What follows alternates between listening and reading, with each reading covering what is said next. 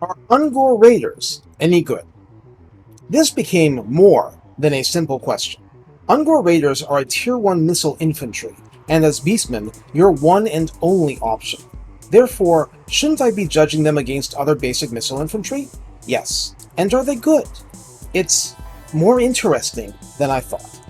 Please like, subscribe, comment, and consider donating to my Ko-fi page. Your support matters. Thank you. The first thing you need to know is that Ungor Raiders are uncapped now that the Beastmen use a unit cap system. That is, unlike skeleton archers for the Tomb Kings, you don't have to worry about running out.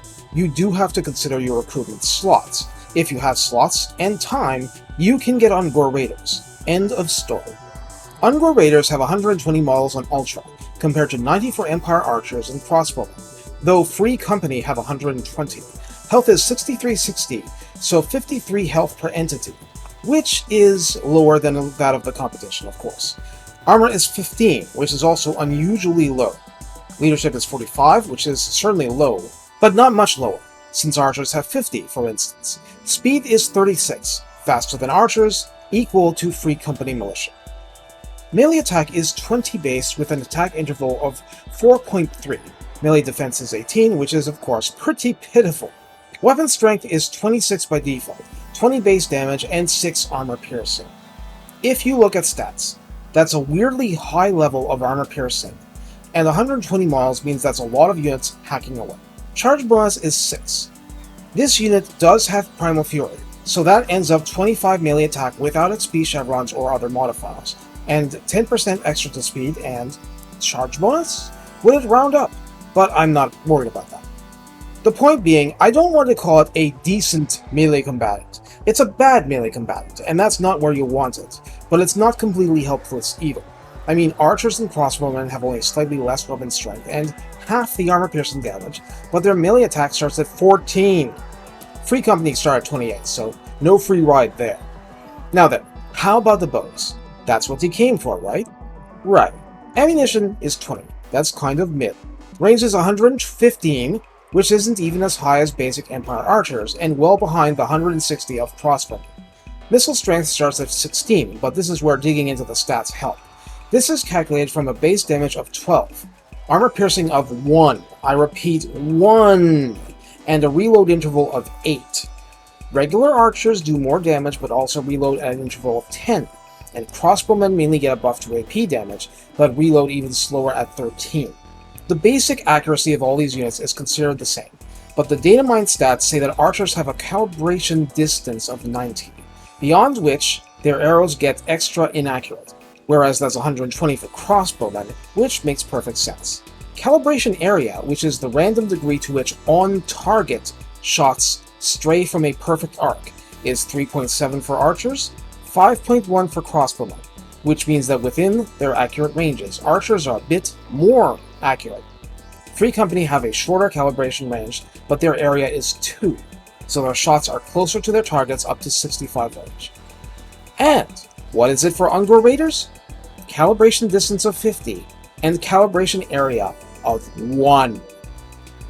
What I'm telling you is that from arm's length to a range of 50, Ungor Raider shots are on target more than Free Company, significantly more than Empire Archers, and way more than Empire Crossbowmen. So yeah, I had no idea. It's not something I could tell from my many battles against the Beastmen over the years, because the AI is garbage at using these units well against a determined player. Obviously, in actual practice, you're scared of putting these units up against big-time lines of enemy archers because your low armor will get you shredded. That's why you're usually firing at the maximum possible range to keep them far away from what can hurt them as much as possible. So I'm telling you, this is selling them short. So let's get into a few more of their quirks. Ungor Raiders are woodsman units, which shouldn't be a surprise by now. They phase through trees for game purposes. They are expendable, meaning that more advanced units won't care if they rout. Not that you should want them to rout, but the cost of using them aggressively is reduced. They have Vanguard deployment, which lets you get them closer to profitable angles of fire on the enemy quicker. And they have stock. They have stock. There are AI forces that are wise to you enough that they'll camp against the edge of the map, much like a player. But even if stock can't you get into the literal rear of the enemy, it will at least get you to a flank without being observed beforehand. barring special circumstances like, cafe blips. This means that your forces that do not have stock can herd, quote-unquote, the non-herd two-legged primates into your kill zones, and that you are a lot less likely to be shot to pieces while approaching the enemy. Of course, you don't want to take it so far that you're actually eating swordsmen in the face. But let's take Khazrak. You're actually fighting early Empire units. A lot of lords wish they were. You will be encountering bog-standard spearmen with light armor and no shields. A few raiders, and those units will fall apart in short order, leaving your infantry and exotic units to beat up the other stuff.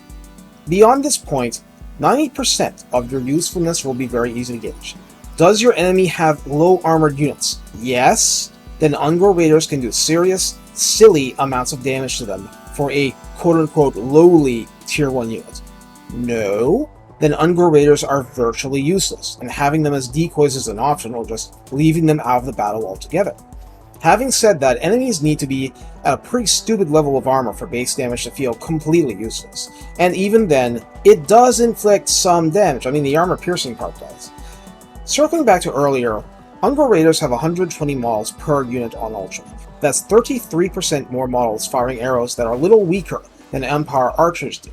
If your unit is left unmolested, the potential power you're dishing out is quite outsized compared to your investment of time and non-investment in gold.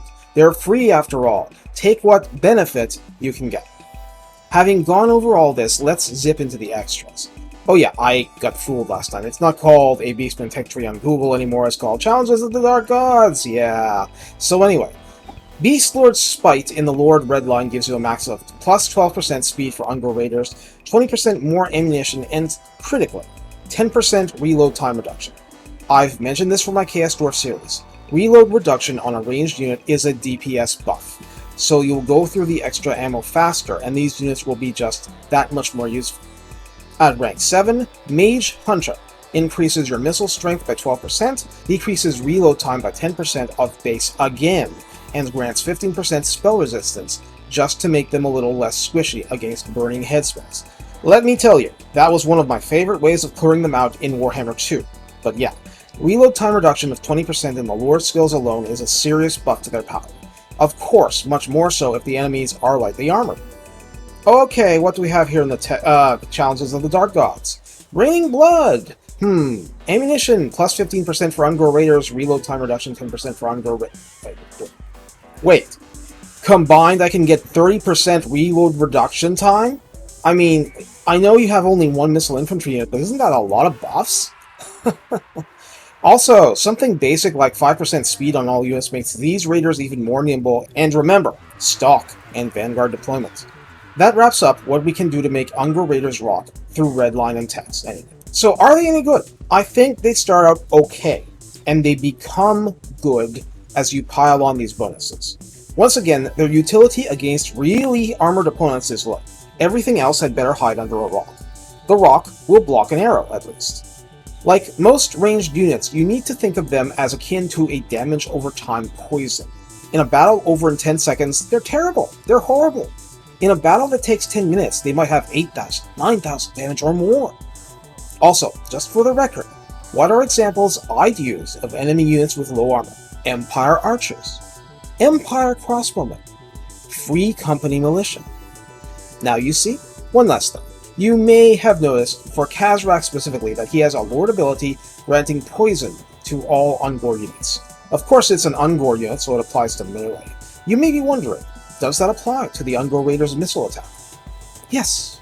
Yes, it does. Heh, heh, heh. Take care, and have fun raiding!